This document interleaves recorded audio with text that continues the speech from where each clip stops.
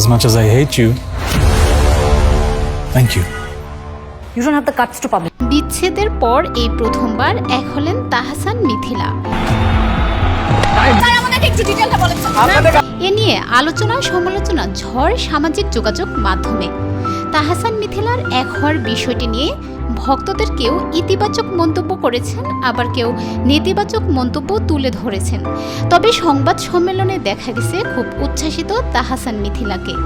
অনেকদিন পর তাহসানের সঙ্গে কাজ করে বেশ উচ্ছ্বাসিত মিথিলা। তিনি বলেন, ক্রিকেট নিয়ে এই প্রথম একটি ওয়েব সিরিজ হলো। তারপর তাহসানের প্রথম ওয়েব সিরিজ উইথ চরকি।